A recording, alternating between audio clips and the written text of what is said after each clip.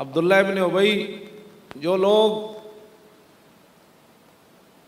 حضور کی ختم نبوت کو چھوڑ کر، ناموس رسالت کو چھوڑ کر اور مرزائیوں کے یاروں سے پیار کرتے ہیں نا، ان کو میں ایک حدیث سنانے لگا ہوں، شاید ان کو سمجھ میں آ جائے۔ کیوں جی؟ عبداللہ ابن ابی رئیس المنافقین ہے۔ جب اس کے موت کا وقت قریب آیا نا، تو عبداللہ ابن ابی کے جو بیٹے ہیں ان کا نام بھی عبداللہ ہے، وہ مخلص مسلمان تھے۔ انہوں نے کہا کہ حضور میرے باپ مرنے کے قریب ہے، آپ ہمارے گھر تشریف لے چلے۔ میرے آقا عبداللہ ابن ابی کے گھر تشریف لے گئے۔ جب میرے آقا نے دیکھا نا اس کا وقت آخری ہے، تو حضور نے کیا فرمایا؟ فرمایا قد کنت انہاک عن حب یہودا، فرمایا آج جو تو منافقت پر مر رہا ہے تو میں نے تجھے منع نہیں کیا تھا کہ یہودیوں سے پیار نہ کیا کر؟ تو فرمایا یہودیوں کا پیار تجھے منافقت تک لے گیا ہے، تو یہودیوں کا پیار بندے کو منافقت تک لے جائے تو ختم نبوت کے ڈاکوؤں سے پیار بندے کو کہاں لے جائے گا؟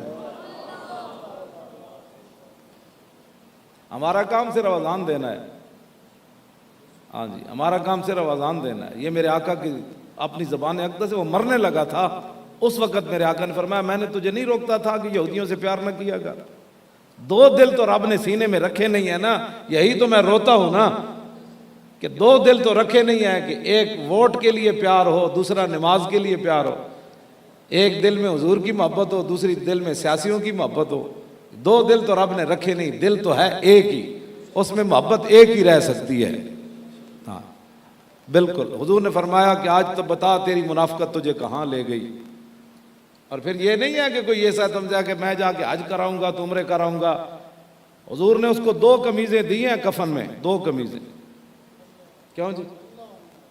حضرت عبداللہ جو تھے نا، عبداللہ ابن ابی کے بیٹے، انہوں نے کہا جی میرے باپ کی وصیت ہے کہ آپ اپنی مبارک قمیض بھی کفن میں دیں، تو حضور نے قمیض دے دی۔ پھر انہوں نے کہا جی آپ قبرستان میں بھی تشریف لائیں، پھر حضور وہاں بھی تشریف لے گئے اور پھر دوسری قمیض حضور نے دی۔ حضور نے 2 کرتے دیے اسے کفن میں، لیکن حضور کے 2 کرتے کفن پہننے کے باوجود وہ جنتی نہ بن سکا۔ فرمایا میرے حبیب ہم نے آپ کی کرتے میں وہ سارے کمال رکھے ہیں، لیکن یہ آپ کا دشمن تھا، ہم نے وہ سارے آپ کے کرتے سے کمالات جو ہے اس کو فائدہ نہیں پہنچے گا۔ یہ مت کوئی سمجھے کہ وہ درود شریف پڑھنے کے بعد حضور کو راضی کر لے گا، منکرین ختم نبوت کے ساتھ کھڑے ہو کر، ہاں جی، اور وہ باتیں بھی کرتا رہے کہ یہ مولوی کیا کر رہے ہیں۔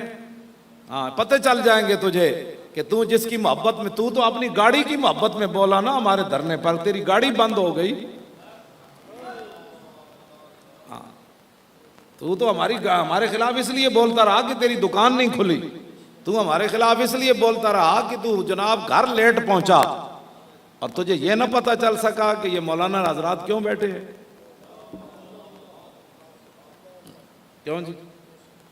یہ مت سمجھا کر کہ تو گھر آ کر 100 بار درود پڑے گا تو رسول اللہ ختم نبوت کے اتنے بڑے کاز پر تجھے معاف کر دیں گے، تجھے پتہ ہی نہیں چلا۔ تو اتنا سیاڑا ہے کہ 2 نمبر مال تو بیچنا، تو بڑا سیاڑا ہے، تینوں پتہ ہے دکان تو سودا کتھوں جگہ لبدا ہے، چھولے کتھوں لبے چنگے لبدے ہیں، تے تینوں اجے تک یہ سمجھ نہیں آئی کہ مسئلہ ختم نبوت کیا ہے۔